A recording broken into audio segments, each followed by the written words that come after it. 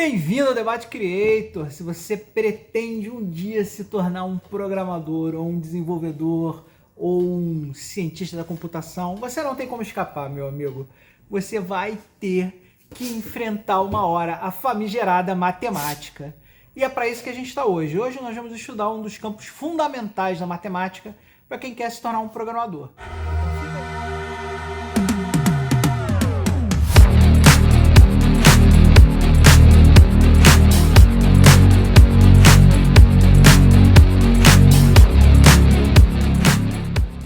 Vamos lá, pessoal, vamos começar a desgastar esse conceito aqui de lógica matemática. Antes de responder a pergunta de para que serve a lógica matemática, nós temos que entender o que é a lógica matemática. E para entender o conceito mais básico da lógica matemática, nós vamos começar a falar sobre proposições. Então, para te explicar o que é uma proposição, eu vou expor aí para vocês o conceito do que é uma proposição.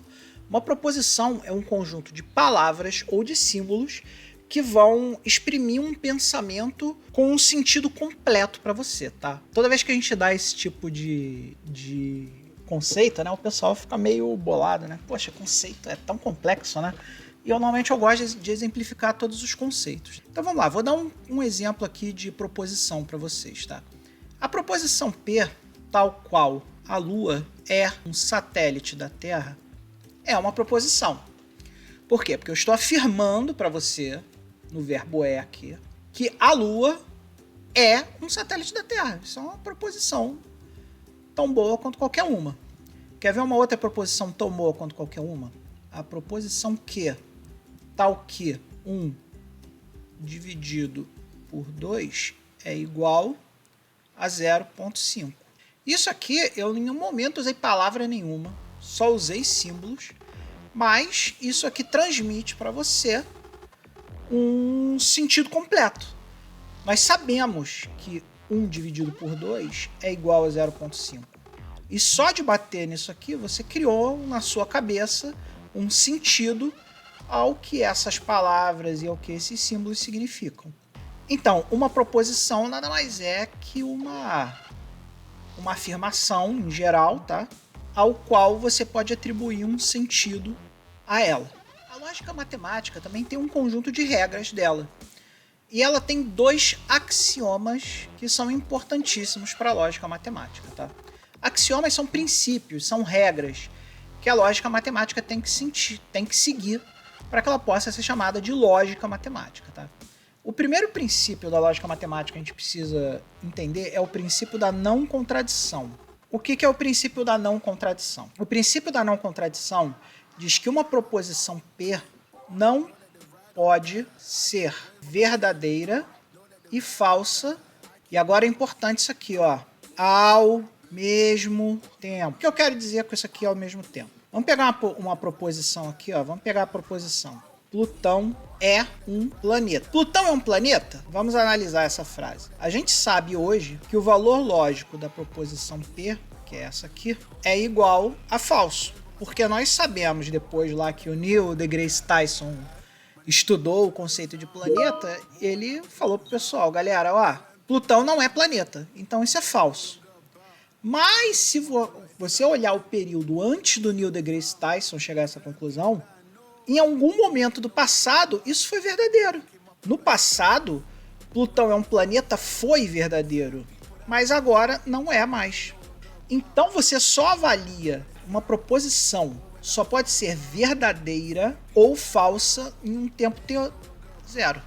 No tempo t0, ou ele é verdadeiro ou ele é falso. Ele nunca pode ser verdadeiro e falso ao mesmo tempo, porque isso é uma contradição. E a lógica matemática diz que nós não podemos ter contradições. No tempo que você está avaliando a proposição, ou ela é verdadeira ou ela é falsa. Nunca os dois. O segundo axioma da lógica matemática é um axioma chamado terceiro excluído. O que é o terceiro excluído? Uma proposição P tal que só pode ser verdadeira ou falsa. Por que disso? A lógica matemática ela foi meio que criada para trabalhar em conjunto com a tal da lógica booleana lá. E se você viu o meu vídeo lá da lógica booleana, você sabe que, aliás, se você viu o meu vídeo lá sobre bits e bytes, que foi o vídeo anterior, Você sabe que um bit, que é a menor tipo de informação que o computador pode ter, só pode ter 2 valores, 0 e 1. E lá quando eu te falei sobre o bit, eu falei que na lógica booleana, o 0 significa falso e o 1 significa verdadeiro. A lógica matemática funciona da mesma forma, só que a gente troca 0 por f, que é o valor lógico falso, e 1 por v, que é o valor lógico verdadeiro. E por ser uma lógica bivalente ou uma lógica booleana, a lógica matemática só aceita verdade ou mentira. É igual o mestre Yoda. Ou é ou não é. Não tem tentar, não tem talvez, não tem nada disso. Ou o negócio é ou o negócio não é. Isso é lógica bivalente. Ou lógica booleana. Não existe um terceiro valor, V, valor de P, não pode ter um valor X, um valor Y, um valor Z. V, o valor de P, o valor da proposição P, só pode ser verdadeiro ou falso. Então esse é o princípio do terceiro excluído. Não há um terceiro estado para uma proposição. Proposição ou é verdadeira ou é falsa e acabou. Aliás, os nossos políticos podiam aprender isso aqui, né? Se eles afirmam alguma coisa, ou é verdade ou é mentira, né?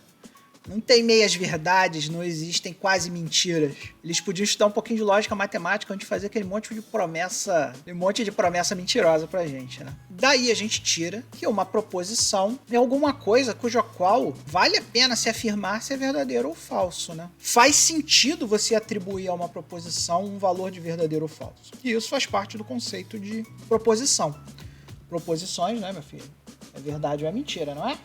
Então, até agora nós conversamos só sobre proposições sim. Então, se eu chegar aqui P, tal que Douglas é careca, nós sabemos que isso é uma proposição simples, porque ela não precisa de nenhuma outra proposição para se chegar ao valor dela. A gente consegue chegar ao valor P, ao valor lógico da proposição P, que é V, verdade. Ou seja, Douglas é careca, isso é um fato. Só que existem outros tipos de proposição, que são as proposições compostas.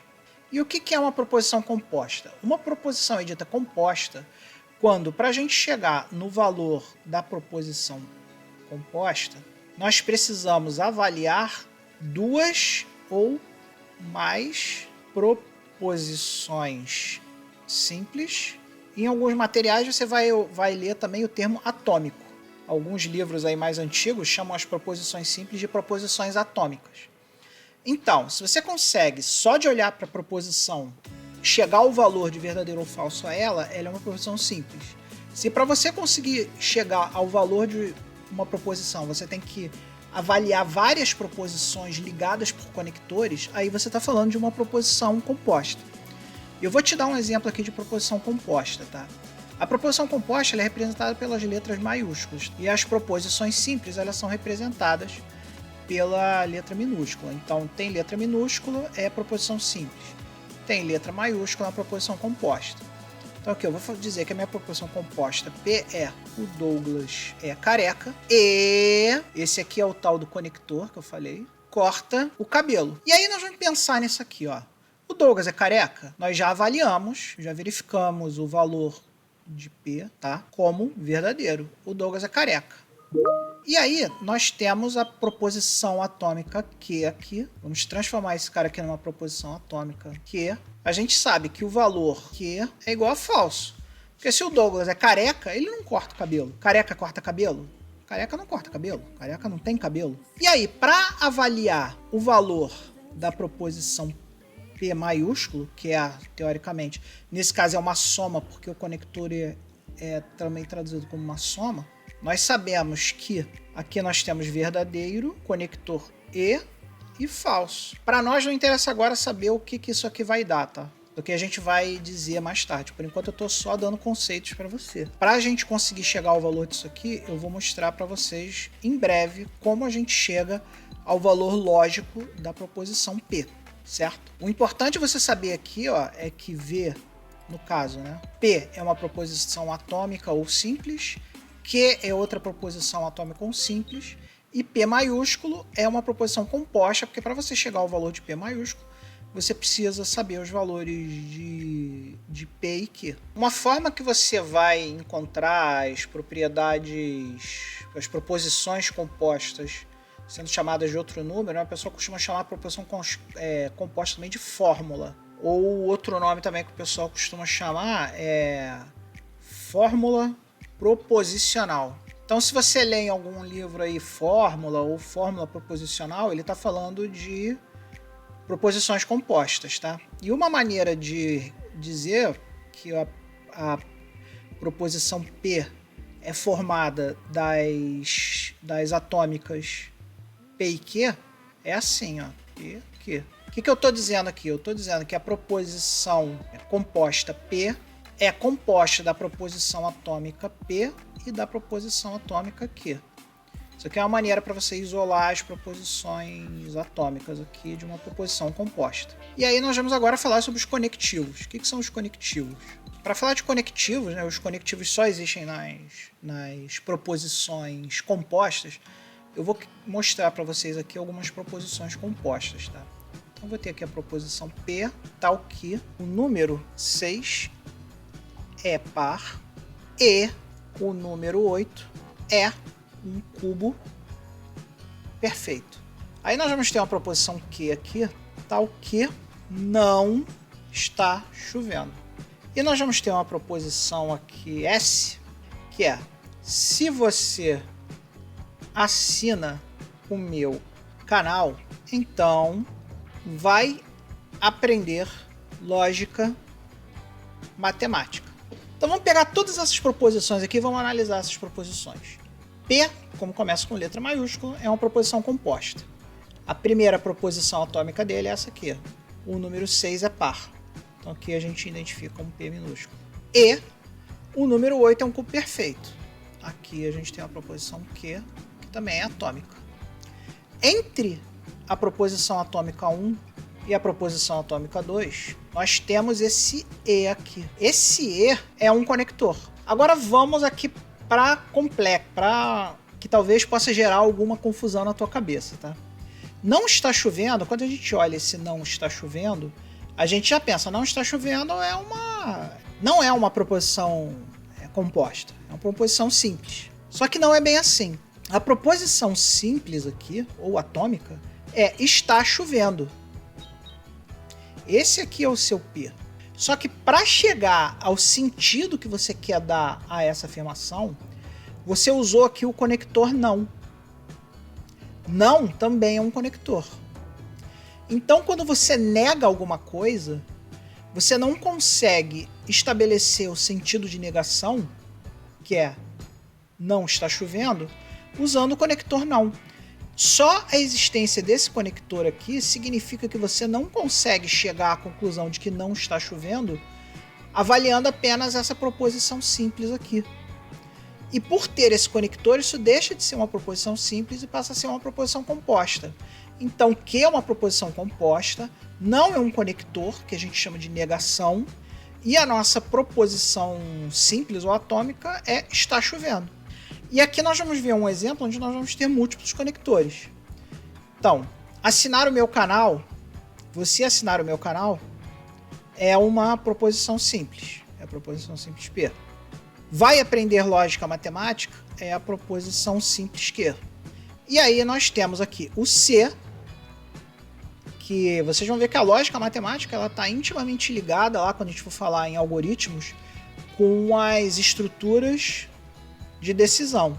Então, quando eu chegar lá na playlist de algoritmos e estrutura de dados e falar sobre estruturas, e mais especificamente sobre estruturas de decisão, vocês vão ver que esse conector C também aparece lá, tá?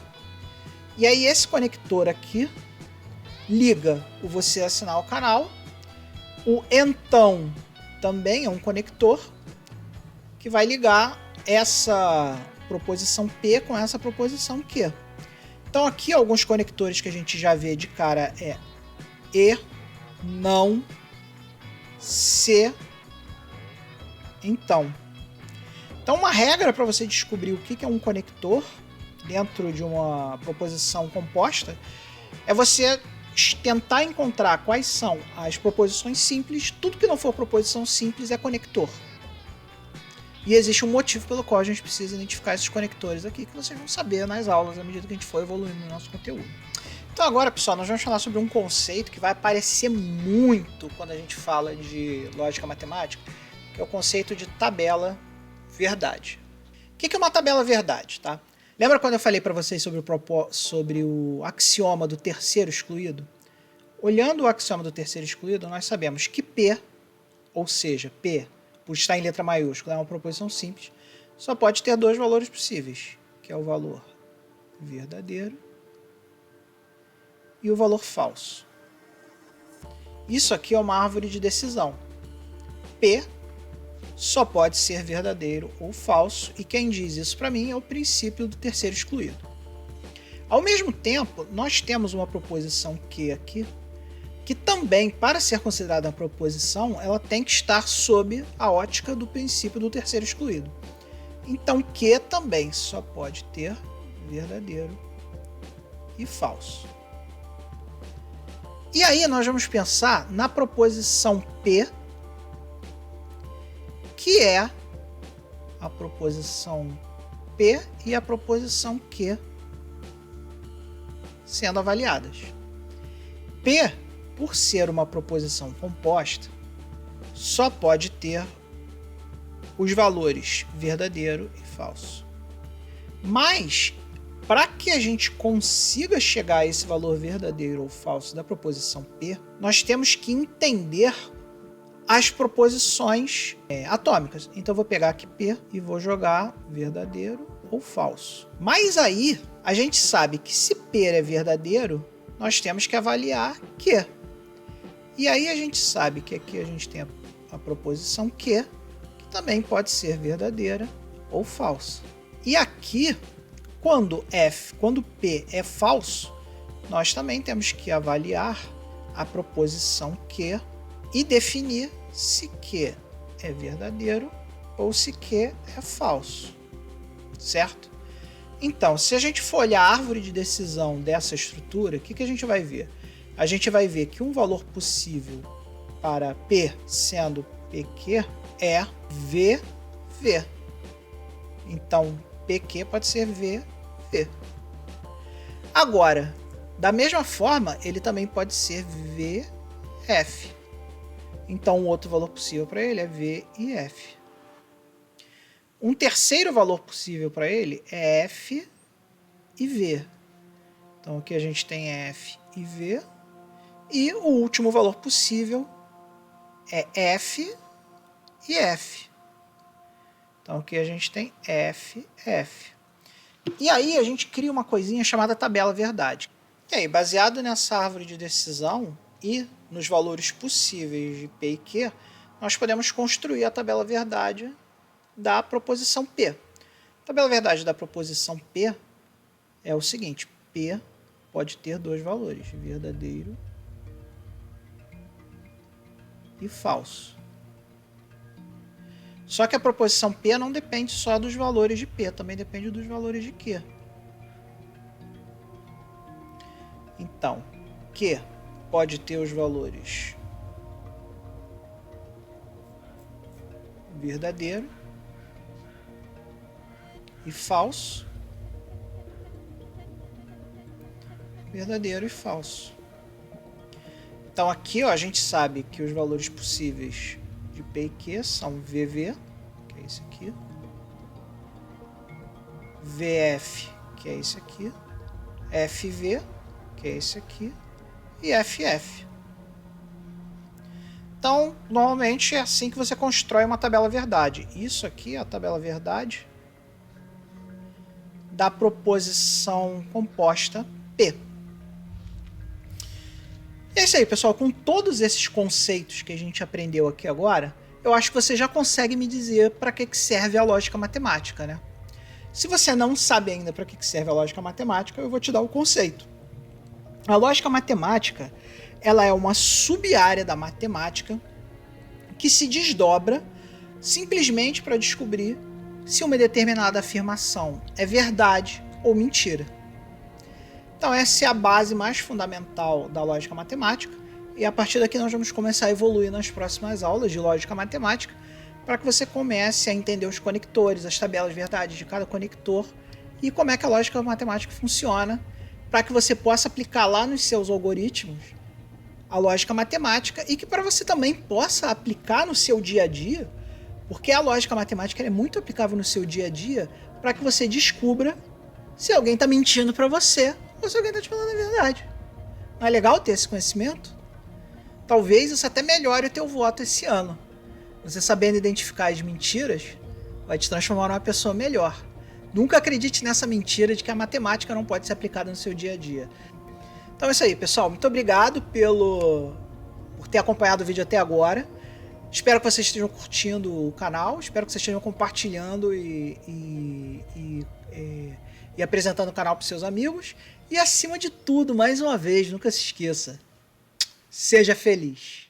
Se você gostou do que assistiu no canal hoje, não se esqueça de se inscrever no canal e compartilhar com seus amigos. Eu preciso de você para continuar criando conteúdo dessa qualidade. E nunca se esqueça, seja feliz.